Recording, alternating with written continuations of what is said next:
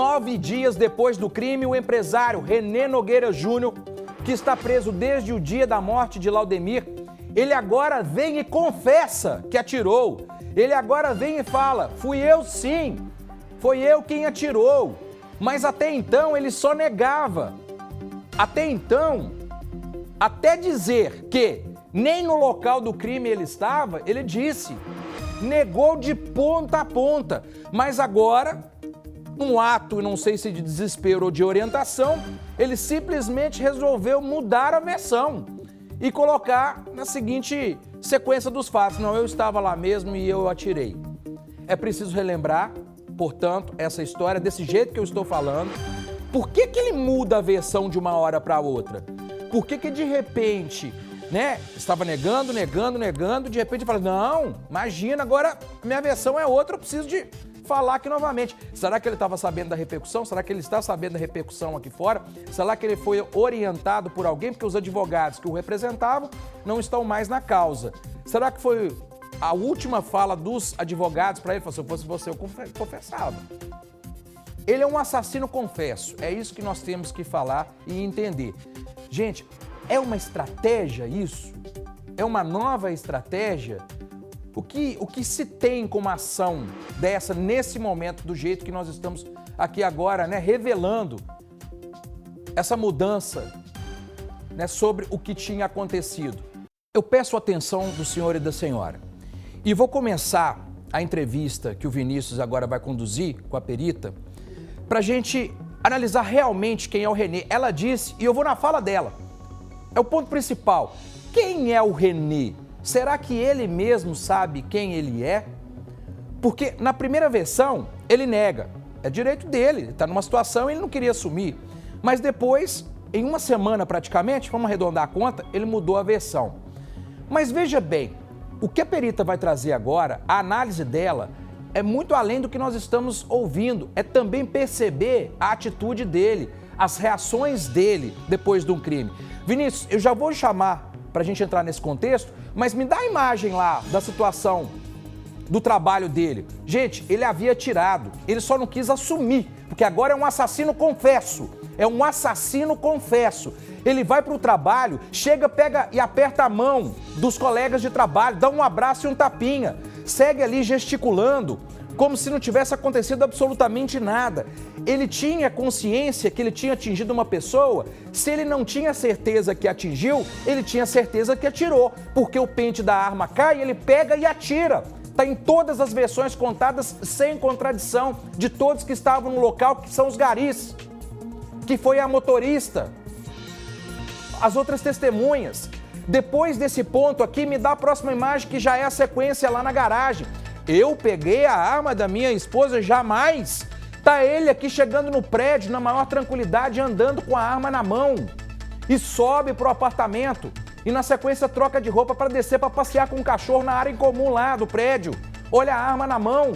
Olha a tranquilidade. Ali ele está conversando com alguém. O que isso diz sobre a personalidade, o perfil e quem é o René?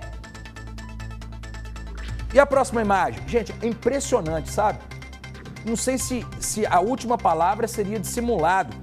Eu vou pedir a perita para me falar, eu vou trazer um trecho da audiência, porque a tranquilidade que ele conta, a situação como tudo ocorreu, o gestual, o tom de voz, na frente de um juiz, numa situação praticamente ali do flagrante. Ele estava sendo, no dia seguinte, ouvido primeiro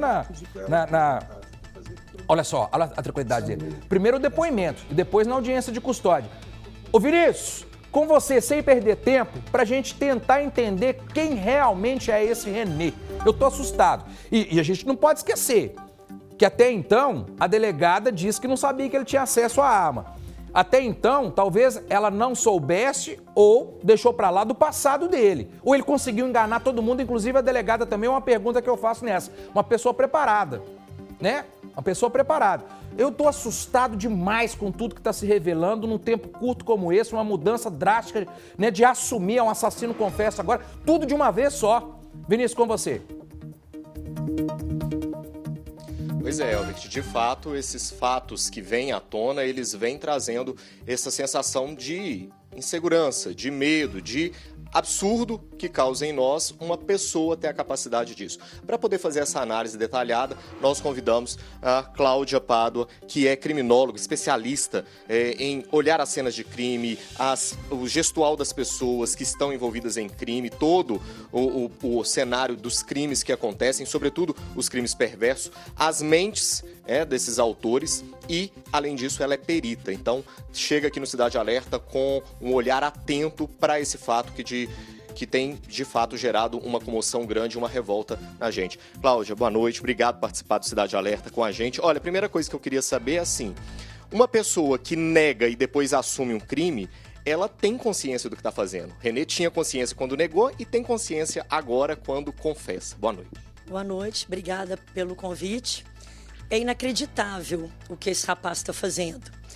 Primeiro que, para mim, ele tem uma personalidade extremamente agressiva, violenta, é uma pessoa que não tem sentimento algum, é um indivíduo anômico, ele tem ausência de regras, ele não tem respeito ao próximo, é aquela pessoa que gostaria que a rua fosse dele, ele simplesmente numa rua pública, onde o caminhão tem a obrigatoriedade de transitar livremente, tem prioridade, ambulância, polícia, e ele não saber disso é o cúmulo do absurdo.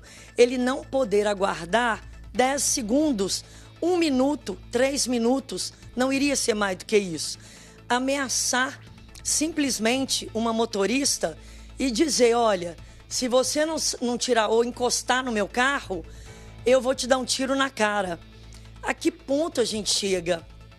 É um condutopata, é aquele cara que ele é dissimulado, ele gosta de mostrar uma personalidade que não é real, tanto que ele é uma pessoa muito inflada no ego, o narcisismo dele é preponderante e com isso ele traz com que as pessoas se intimidem com esse perfil que ele tem.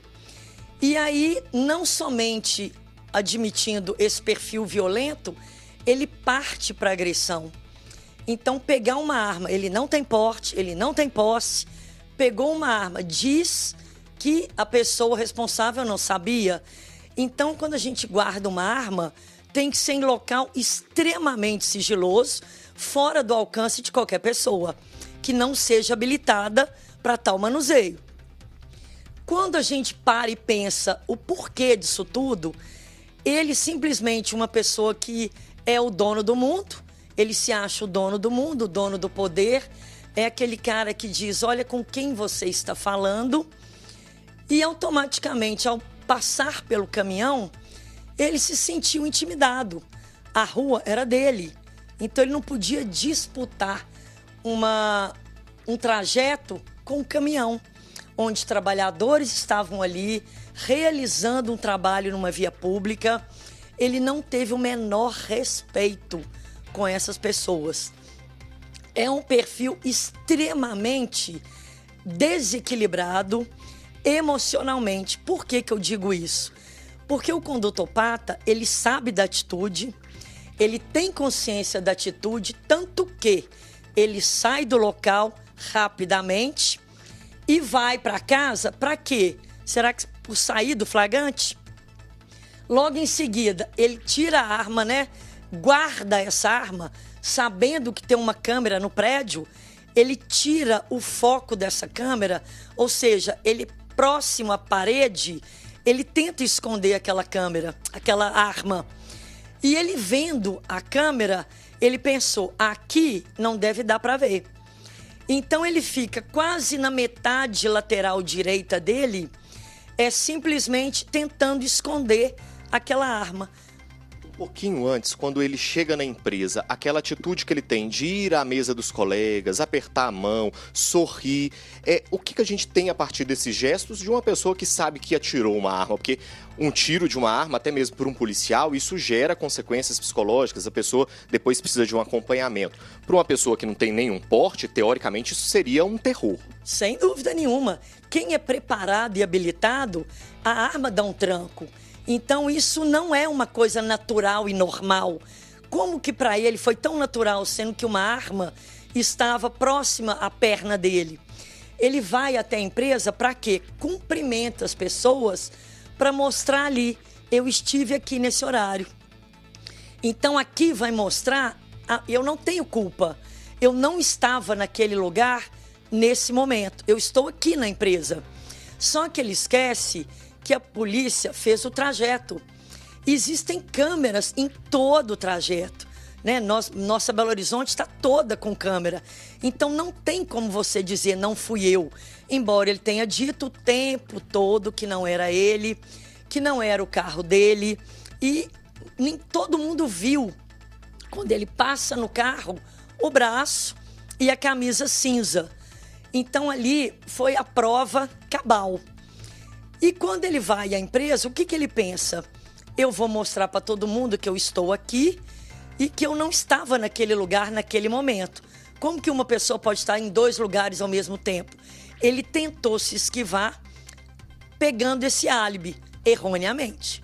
Você acha que ele fez isso, foi para a empresa de caso pensado, sabendo que seria uma oportunidade para fugir do que ele tinha feito? Tudo leva a crer que sim, porque quando você atira, mesmo que você diga que não tem intenção de matar, o tiro vai acertar alguém. E mesmo que ele tenha dito que ele tentou atirar para o alto, a bala vai cair. Então, naquele limite ali, é um limite pequeno. Então, a rua é uma rua pequena. Então, o risco dessa bala atingir mais pessoas era muito maior. Fato, Cláudia, dele estar com essa arma no banco, entre as pernas, isso significa que ele queria usar a arma de alguma maneira, assim, ou ele estava querendo pelo menos ostentar o poder de que estava com uma arma? Eu acredito que pelo perfil dele, é para mostrar, intimidar as pessoas no trânsito, que de uma certa forma foi o que ele fez, né? Ele intimidou alguém, olha, se você encostar no meu carro, eu vou te dar um tiro na sua cara. Quer ver? Quer pagar para ver? Então, a afirmação mostra, olha aqui, ó, eu tenho a arma. Então, se você quiser pagar para ver, eu tô aqui. Então, é um cara que não tem controle emocional. Ele é totalmente desprovido de controle emocional, é uma pessoa que tem um impulso exacerbado. Então, quando ele diz que usa remédio controlado, a gente tem que perceber o laudo desse médico, há quanto tempo ele usa esse remédio? Qual remédio que é? Realmente essa substância pode gerar alguma coisa que vá prejudicá-lo em uma atitude tão absurda como essa? O Elbert tem uma pergunta para você, Cláudio. Cláudio, primeiro, muito obrigado pela participação. Sua explicação ela é precisa, pontual, clara, objetiva. É disso que nós precisamos. Agradecer sinceramente a sua participação. Ô, Cláudio, pelas explicações que eu acabei de ouvir, veio uma situação aqui agora, eu até então não tinha pensado sobre isso, mas enfim, eu quero sua opinião. Eu fico pensando que quem dirigiu o caminhão naquele dia era uma mulher. Quem estava no caminhão era uma mulher. Obviamente estava acompanhada dos garis colegas de trabalho. Mas o histórico dele vem muito mais do que a ação nesse dia. Tem coisa dele lá em 2003, está respondendo criminalmente, situações envolvendo mulher. Será que se fosse um homem naquele caminhão, fosse dobrado igual ele no tamanho, ele teria feito a mesma coisa? Certamente não, Elbert, porque como ele já tem vários problemas aí de agressividade, e aí eu fico me perguntando também como essa pessoa teve um problema com uma mulher em São Paulo, outro problema com uma mulher no Rio de Janeiro, aí vem para Minas Gerais, tem esse problema enorme, absurdo, hediondo aqui no nosso estado. O que ele está pensando? Em cada estado ele vai querer danificar alguém, vai lesar alguém. Ele tem completa ciência do que ele está fazendo. Ele não é desprovido de inteligência. Ele é uma pessoa que ele tem inteligência, tanto é que quando ele ouve, né, o juiz falando, ele esboça um mini sorriso. Para mim, ali era um deboche da situação vivida. Eu acho que tinha que ter um respeito em uma autoridade. Ele estava lidando com uma autoridade.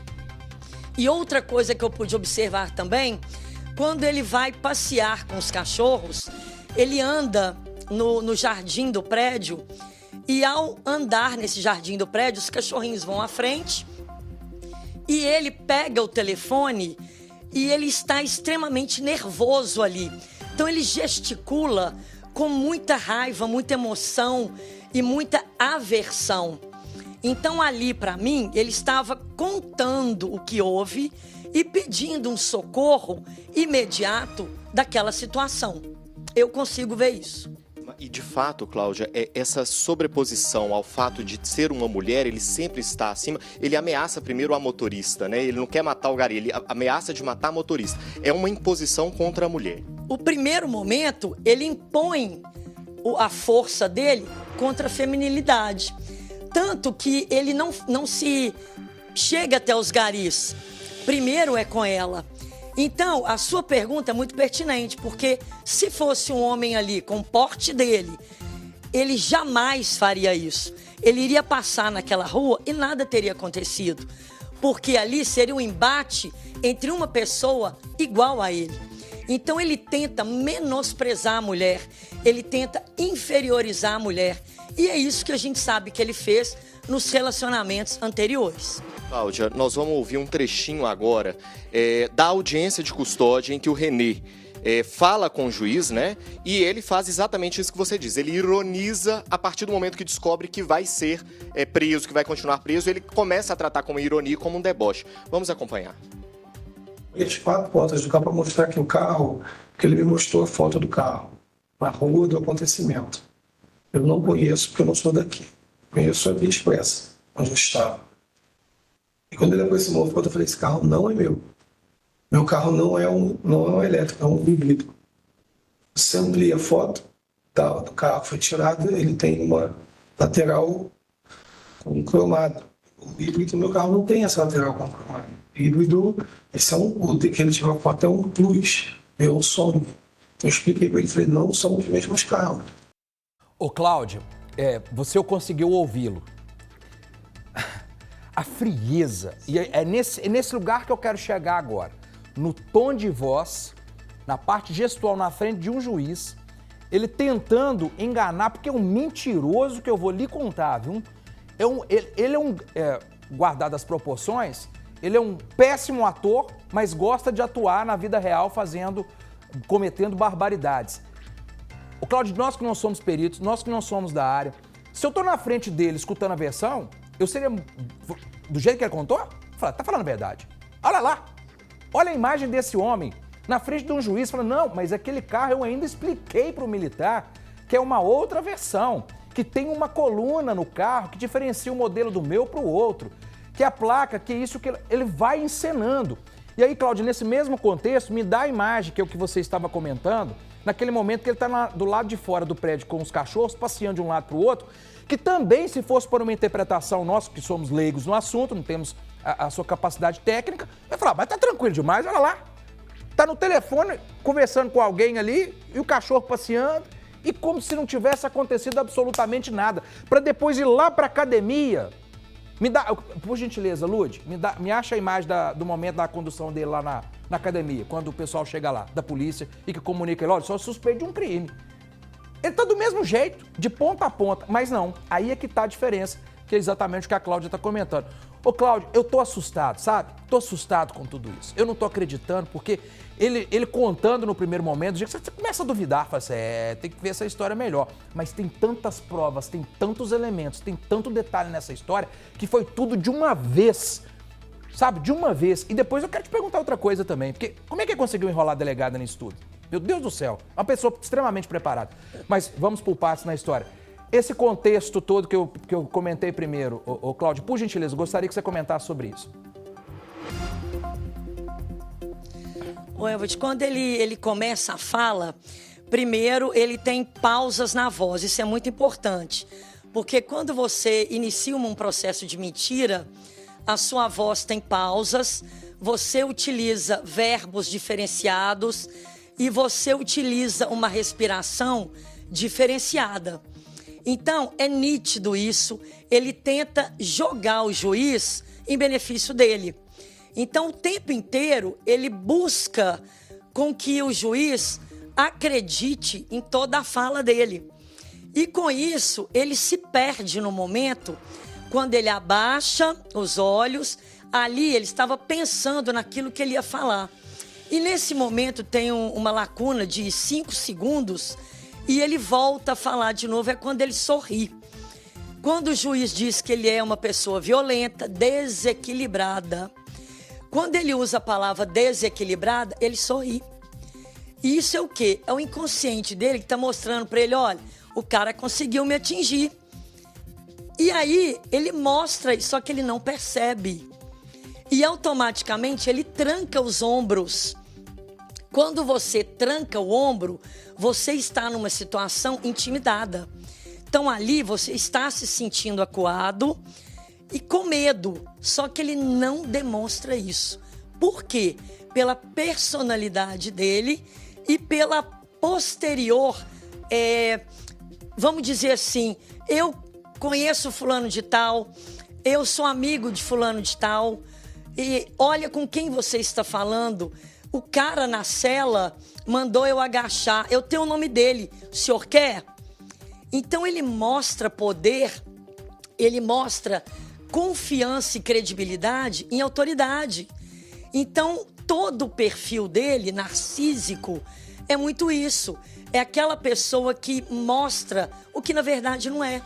Não adianta um ego inflado, não adianta esse narcisismo exacerbado, sendo que é uma pessoa totalmente desprovida de caráter. Lembrando aqui, Elvert, que durante a audiência de custódia, né, o René chegou a citar o secretário de Estado de Justiça e Segurança Pública, que veio às redes sociais enviando vídeos negando qualquer tipo de envolvimento com ele. Então, como a Cláudia falou, ele usa de tudo isso. Nós precisamos de lembrar, nós estamos falando de um companheiro de uma delegada de Polícia Civil, né? Então, ele usa de tudo isso de fato para querer mostrar um poder que, obviamente, ele não tinha, muito menos para matar a pessoa que ninguém tem. Cláudia, o Elvert estava falando sobre aquele vídeo do René no condomínio passeando com os cachorros. Quando a gente assiste, parece que ele tá bem, mas você, com o olhar de perita, nota alguns traços e algumas expressões que mostram o contrário. Ele estava pedindo ajuda? Sem dúvida. Ali ele estava no ápice de como que eu vou fazer. Então ele transita, ele começa num passo mais lento e com o andar do telefone da outra pessoa que estava conversando com ele, ele já muda o andar. Então, se a gente puder ver isso na imagem, o andar dele fica mais acelerado e ele gesticula mais. Então, isso é muito importante porque é o ponto principal. É como se fosse um pedido de ajuda. Eu cometi alguma coisa, me ajuda nisso aqui, que eu não sei o que fazer. Ele estava contestando, questionando, querendo de fato achar uma saída para algo que ele sabia que estava mais ou menos enrascado. Sim, ele estava contando o que houve na versão dele, como se diz, mas eu não tive culpa. Então, contando para o outro lado uma versão que não é a verdadeira. Lembrando que nós não sabemos ainda quem é essa pessoa com quem o René estava conversando na hora dessas imagens. Por isso a importância da quebra do sigilo telefônico dele, que foi autorizada pela Justiça, e aí a polícia pode fazer essas análises, inclusive tendo acesso, enfim, não só aos números, mas troca de mensagens e outras informações que possam contribuir para essa investigação. Depois dessa imagem curiosa, ele vai para a academia. É outro ponto que chamou muita atenção nesse caso. No seu entendimento, foi uma fuga premeditada para um local mais plausível para ser abordado, preso, ou de fato ele estava querendo seguir a vida normalmente? Eu acho que para ele não teve o menor envolvimento, não teve, foi uma frieza total que, olha, vida que segue. Então ele foi fazer o trivial de todo dia. É aquela pessoa que não se importa com o ser humano, porque ele é o máximo. Então é uma pessoa que não olha para o lado, não se coloca no lugar do outro e é uma pessoa que busca o tempo inteiro reconhecimento pessoal. Só que o reconhecimento dele, ele busca na face e no corpo, sendo que quando você vai olhar o interior, é zero, não tem nada. Cláudia, o René falou que depois que tudo aconteceu e agora, né, ele atirando, ele não buscou informações, não buscou saber. A gente tem uma máxima que é: o autor geralmente volta à cena do crime. Você acredita que ele não tenha, de fato, buscado notícias, dada a repercussão que nós tivemos na segunda passada desse caso? De jeito nenhum. Ele buscou sim, tanto que ele foi buscar ajuda extremamente rápido. E essa ajuda deve ter dito, olha, vai à empresa, ali você tem um recurso para dizer, eu estava na empresa tal hora. Depois, você vai passear com os bichinhos porque você estava naquele local passeando com os bichinhos. Então, é uma pessoa que ele buscou álibi, só que erroneamente. Então, o crime não compensa. Não adianta, por mais que você dê volta, tente enganar, a verdade aparece. Essa busca de álibis, você acha que... Antes de fazer essa pergunta, o Elbert tem uma para você. Pois não, Moreira? Nossa, eu tô tão curioso aqui com uma sequência realmente assim, algo surpreendente. É interessante de ouvir, é interessante de a gente ouvir tecnicamente como as pessoas se comportam, quais são as reações depois de uma situação de estresse imediato, porque numa situação como essa, né, eu não sei se ele já tirou alguma outra vez na vida, ou se ele gostava só de ostentar, passar essa imagem do figurão, né, porque de fato, né, é uma pessoa, vamos dizer, na concepção de profissional, bem sucedido. Ele não assumiu, o cargo dele era um CEO de uma grande empresa, né? Colocou lá qualificações que ele nunca teve, mas aí a gente cai na história do mentiroso. Ô, Cláudio, eu acho o seguinte, eu gostaria, eu lá de cá só posso achar, e você pode me confirmar. Eu acho que ele acredita tanto na própria mentira que vira uma verdade. É o primeiro ponto. Mas eu quero entrar numa outra situação, que essa é mais delicada, tá? Aqui todos os dias, Cláudio, no Cidade Alerta Minas, nós mostramos histórias de mulheres que são vítimas dos seus companheiros em todos os aspectos e em todos os graus. Seja na condição financeira, a pessoa fica coada pelas ameaças, depois, nos casos mais extremos, feminicídio. Mas nessa história em particular, nós não podemos deixar de lado citar que ele era casado com uma delegada. Uma delegada que é extremamente qualificada e profissional, gente, em relação a isso, nós não temos que questionar, não, pelo trabalho que ela vinha desempenhando até agora, né, principalmente com as mulheres. Mas ela está ao lado exatamente de um perfil de pessoas que ela investiga. É uma delegada preparada para isso. É a mesma coisa que eu tivesse falado do jornalismo. Eu tenho que estar preparado para essa situação. Do contrário, né, eu tenho que jogar meu diploma fora. Ele é tão profissional, entre aspas, no sentido que eu estou dizendo, que ele é capaz, sabe, de confundir o sentimento e o julgamento de preparação que uma delegada tem para lidar com situações assim, porque tinha o histórico dele. Isso é verificar. Tá tudo hoje na internet, ainda mais acesso ao processo. O dia a dia, porque ele é uma pessoa empática, ele é uma pessoa confiável, ele é uma pessoa no dia a dia que, sabe, transmitir uma segurança extrema. Eu tô com essa pergunta na minha cabeça e tentando entender até hoje, sabe? Como que ele conseguiu dar a volta na delegada nesse tempo todo que eles estão juntos. Você consegue me explicar sobre isso, Cláudio? Ô, Elbert, é incrível, porque a gente bem sabe que uma delegada, qualquer pessoa da polícia, tem acesso, né, ao prontuário, à ficha da pessoa. Então, às vezes, a mulher está tão envolvida que ela não percebe. Isso tem muito em feminicídio. Mas o homem, eu costumo dizer que ele dá sinal o tempo inteiro. É aquele cara que avisa, não vai colocar roupa curta, eu vou te levar no local e depois eu vou te buscar. Ele começa com uma violência psicológica, depois ele passa por uma agressão verbal, depois ele passa por uma agressão doméstica. Então ele vai dando todos os nuances e cabe àquela pessoa enxergar ou não. Até o ponto que ele é denunciado. E aí o que ele faz? Ele vai à delegacia, responde e volta para a mulher. Às vezes essa mulher tem filhos, ela não quer desvencilhar desse marido, ela não quer separar, ela tem medo da solidão. E aí o que ela faz? Ela o aceita novamente. E aí o que ele faz? A personalidade não muda, ela se molda. Então o que ele vai fazer? Ele vai continuar no mesmo processo. Então ele vai jurar de pé junto que não vai fazer mais, que ele nunca mais vai agredi-la. Só que o mínimo gatilho vai acionar e ele vai fazer de novo, até o ponto de matar. Você acha, Cláudia, que nessa relação entre ele e a delegada havia uma submissão ou um tipo de certo de controle dele para com ela? Eu acredito que ela jamais poderia imaginar que ele fizesse tal ato. Porque quando você está envolvida no relacionamento, você busca o quê? Respeito, você busca cumplicidade. Então eu acho que ela se surpreendeu muito, extremamente com o comportamento dele. E ele é uma pessoa que ele vestia uma capa.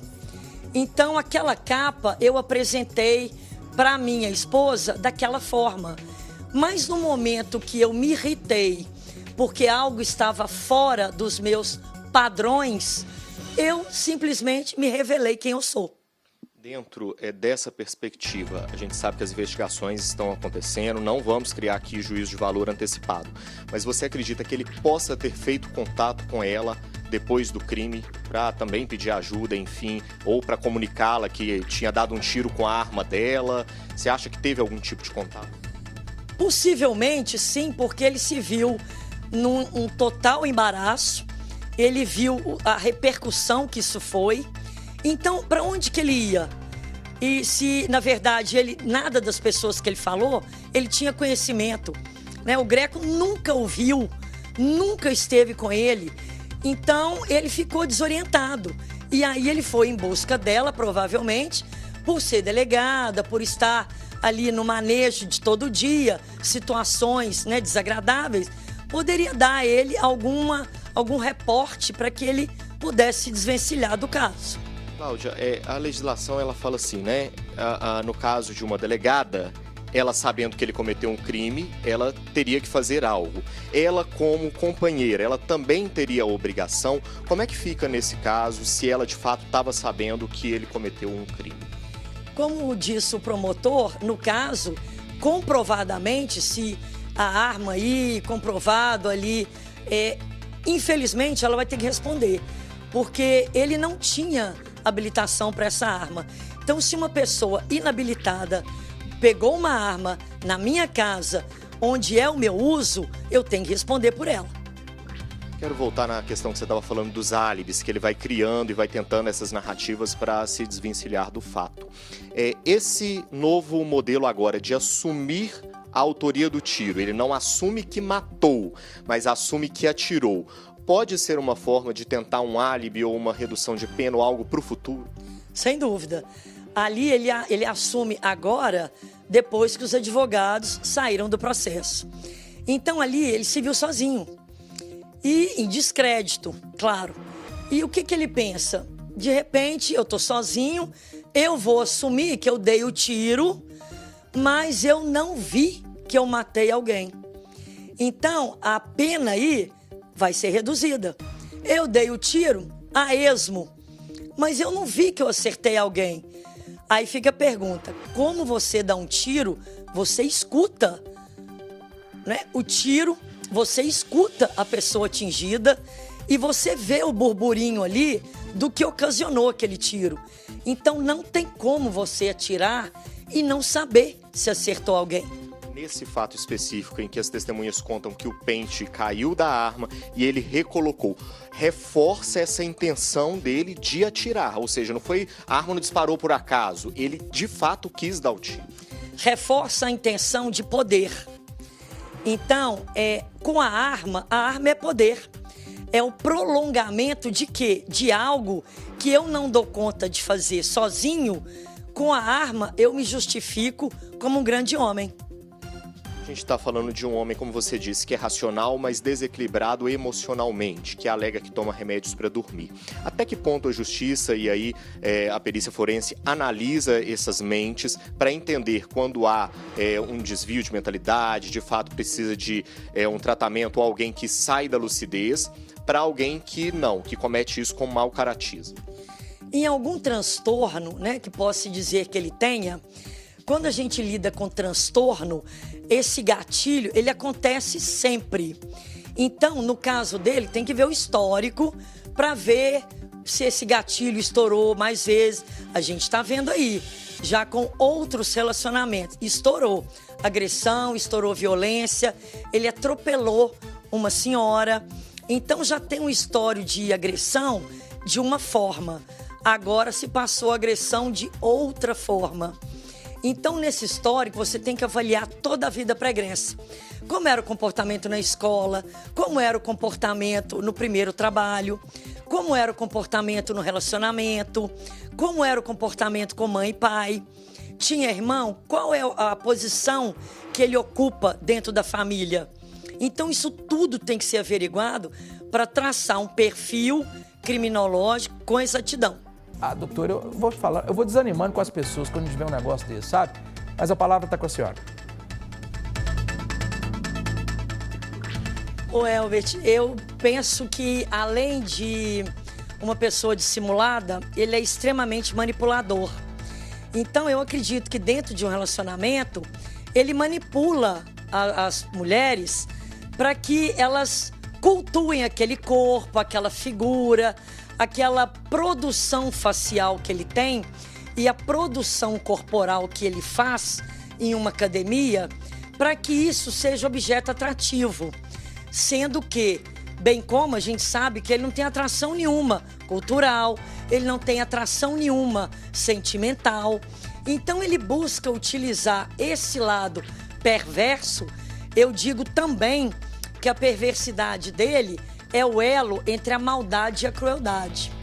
Então, a crueldade dele em fazer o que ele fez foi junto com a perversidade, porque ali ele colocou o pessoal da coleta como objeto. E esse objeto que para mim dava desprazer, então eu vou eliminar. Eu tenho que passar por aqui e eu vou eliminar aquele objeto que está tirando o meu prazer em passar. É um egocentrismo tão grande e um narcisismo exacerbado que ele manipula. Então, quando ele manipula, ele tenta buscar atrativamente para ele próprio algo que as pessoas vissem, enxerguem nele aquela pessoa bonita, aquela pessoa elegante, tanto que ele gosta muito do peitoral, né? O objetivo dele, tem até um livro do Pierre Weil que diz o corpo fala. Então, o peitoral dele é aquilo ali, é o leão, é a mostra, é aquela pessoa, olha, eu tô chegando, eu tô mandando aqui. Então é aquela pessoa que quer intimidar o outro. Já que ele não tem outro meio de intimidar, ele intimida pela força física. E isso faz com que ele seja uma pessoa completamente manipuladora. Cláudia, essa predisposição para um ser manipulador a este ponto, como é que isso é formado? Porque o René tinha dinheiro, ele tinha condições, era diretor de empresa, poderia ser uma outra realidade. Como é que isso é formado para chegar a esse nível? É a questão de caráter.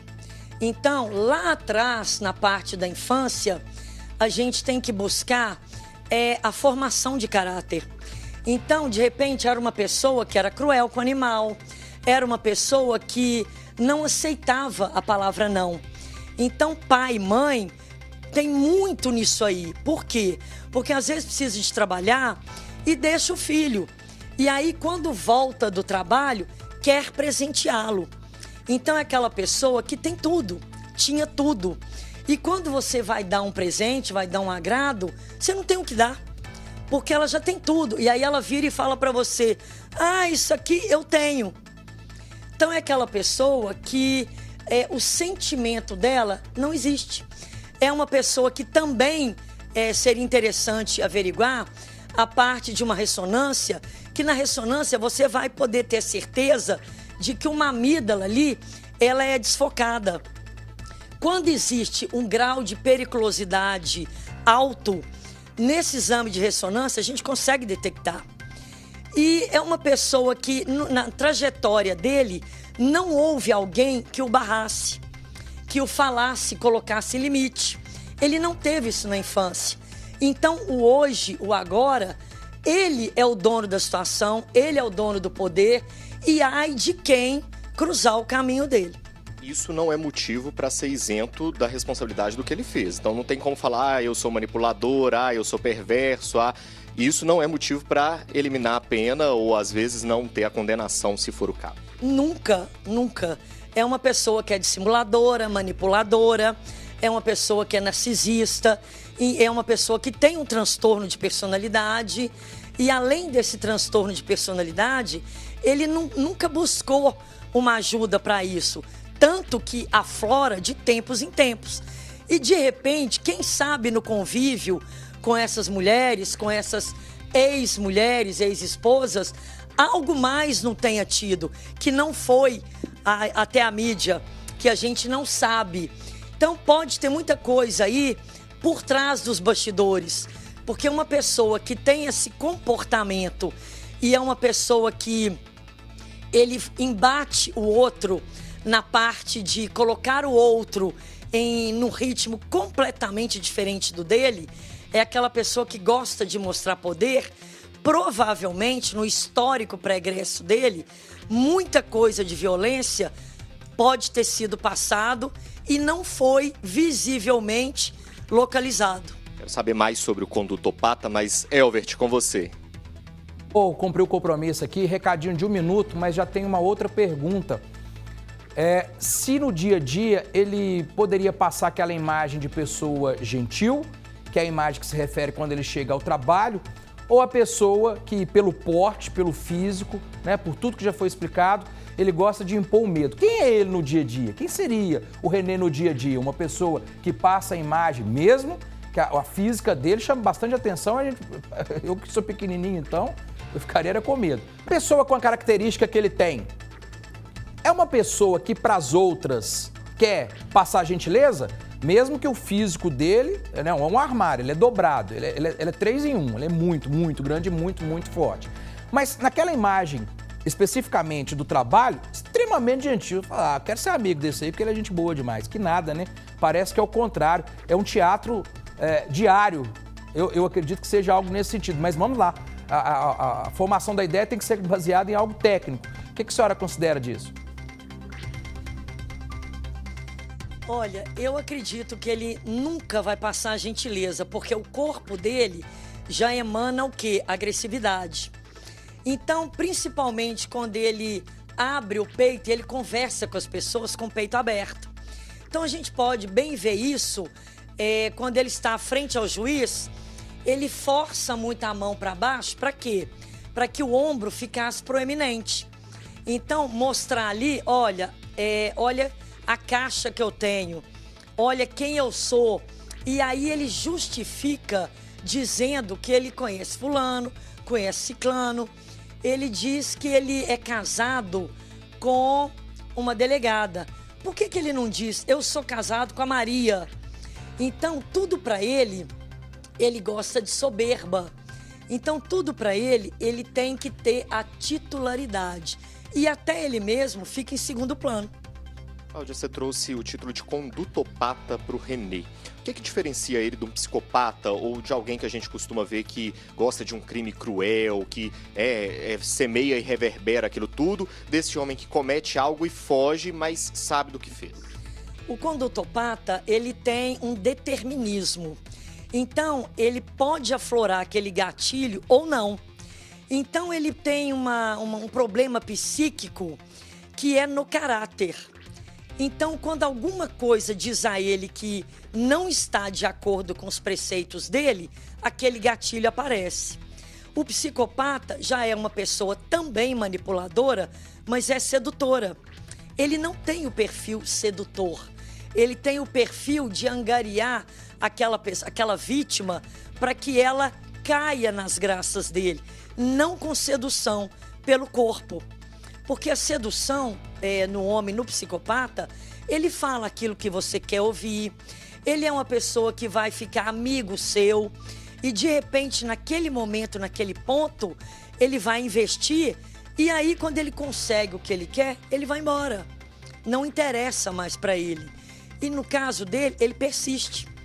Então, o condutopata, ele fica com aquela pessoa para atrair benefício próprio. E o sociopata, ele é o quê? É aquela pessoa que teve um lar negativo. Mãe e pai separado, mãe e pai que teve problema e não queria aceitar a criança. Então é um cara que a gente consegue conviver melhor. E o condutopata, ele veste uma capa para que você o veja de uma forma que, na verdade, ele não é. Ou seja, de fato, o René não vivenciava aquilo que ele era. Ele sempre se revelou, e as ocorrências trazem isso pra gente, um homem agressivo. Sem dúvida. Então, pelo porte dele, o gostar de mostrar o físico, os músculos, já automaticamente, leia-se, eu sou uma fortaleza, eu sou o máximo, eu sou o poder. Moreira, com você. Eu vou cumprir com o compromisso, recadinho de 1 minuto eu já volto com você, tá, Vinícius? É o tempo de 1 minutinho só. Aliás, é assim, a gente tem que observar todos esses detalhes, gente, porque tem pessoas inseridas no contexto nosso, no dia a dia, com características semelhantes. Talvez está ali na nossa frente, de repente, quando acontece o pior. Doutora Cláudia, a pessoa acostumada a ter tudo, uma pessoa que é acostumada, de certa forma, ao longo da vida, a não saber lidar com o não, que é egocêntrico, que espera o reconhecimento das outras pessoas. O que acontece na cabeça de uma pessoa quando o mundo desmorona de uma vez? Porque agora não tem para onde correr. Está preso, vai responder por um crime, né? Tem um homicídio ali, tem uma situação toda ainda que vai ser julgada e não tem ninguém agora por perto. Está sozinho, numa cela, com outros detentos, numa situação, cada um, né, o respectivo caso, mas o castelo é de areia e ele desmoronou. Como é que fica a cabeça dessa pessoa agora? Olha, na cabeça dele, ele tentou buscar, quando ele viu que a casa estava caindo, ele tentou buscar de todos os artifícios. Eu conheço fulano de tal, eu sou amigo de fulano de tal, para que aquilo gerasse um arcabouço e ele ficasse ali protegido naquele limite. Só que ele viu que ele não tinha conhecido nenhum, ele não tinha ninguém que acreditasse naquilo que ele estava dizendo. E aí ele começou a sentir sozinho e ele se perdeu. No momento que ele consegue revelar que ele realmente atirou, para ele, naquele momento, a casa caiu. Então ali ele viu que ele não tem ninguém, que agora é ele com a justiça. Cláudia, você acredita que, você já falou que, por exemplo, o desvio psíquico é difícil de servir como álibi para ele ser inocentado, né? Enfim, você acredita que ele pode alegar que estava sob o uso de alguma substância, a gente não sabe, por exemplo, anabolizante ou mesmo remédio para dormir? Isso pode ser colocado como um fator ou você acha que não? Ele pode tentar 1001 maneiras, mas aí, na análise que tem que ter, você vai avaliar se aquele remédio, aquele medicamento que ele diz que estava usando ou que faz uso durante um tempo, ele tem aplicabilidade psicológica. Porque, de repente, tem outros que não tem nada. Ele pode tomar qualquer tipo de medicação e não influir nesse meio. Então, ele vai tentar de todas as formas para se eximir dessa culpa. Mas, com certeza, ele não vai conseguir. Isso pode ficar comprovado com exames toxicológicos, mesmo feitos depois, agora, por exemplo, ou mais para frente? Sem dúvida nenhuma. Ele vai tentar, de todas as formas, dizer que toma isso, que faz uso disso, mas o exame comprova a veracidade daquele uso e o tempo de utilização. Então, se é algo que ele vem utilizando e que ele precisa, ele não pode parar. Então, por que parou naquele dia? Então, são álibis que têm que ser confrontados. Bom, fazendo um resumo dessa entrevista, o René, ele sabia do que tinha feito, ele fez consciente e toda a ação dele, fria, calculista, era para tentar livrar a própria pele do crime que tinha cometido. Ele tentou, de todas as formas, intimidar essas pessoas. Como ele não conseguiu verbalmente, ele utilizou o poder da arma. Então, para ele, hoje, ele tendo ciência da repercussão, ele tendo ciência do que ele causou com uma família, ele desestruturou uma família. Embora isso, para ele, não tenha causalidade, ele não tem afetividade, ele não consegue colocar no lugar do outro. Então, é uma pessoa que ele tenta buscar, em benefício próprio, qualquer coisa para se safar desse episódio. Cláudia, agradeço muito a sua participação aqui no Cidade Alerta. Tenho certeza que ajudou as pessoas que nos acompanham a entender melhor esse tipo de crime, esse tipo de pessoa que está aí na sociedade, como o Elbert falou. E a gente, Elbert, vai ficando então nessa segunda-feira, uma semana depois do crime, com a mudança completa e repentina de discurso do René, que na segunda passada falou que não tinha nada a ver com o caso, que tinha passado por lá, não era o carro dele, para um autor, confesso, do disparo que matou o Laudemir. Nós vamos continuar acompanhando esse caso, Moreira. É isso, Vinícius. Mais uma vez agradecer a doutora Cláudia, agradecer pela entrevista. Eu acho que a história, o centro é o que aconteceu, mas ela deu uma verdadeira aula aqui hoje sobre comportamento. Gente, cada pessoa é única, a gente sabe. Eu tô falando cada aqui, né? Então, a pessoa é única, o jeito de uma pessoa não é igual à outra, mas os traços, as características, né, as ações e reações nos dão um termômetro do que as pessoas podem realmente se revelar na vida e muito mais do que elas realmente são.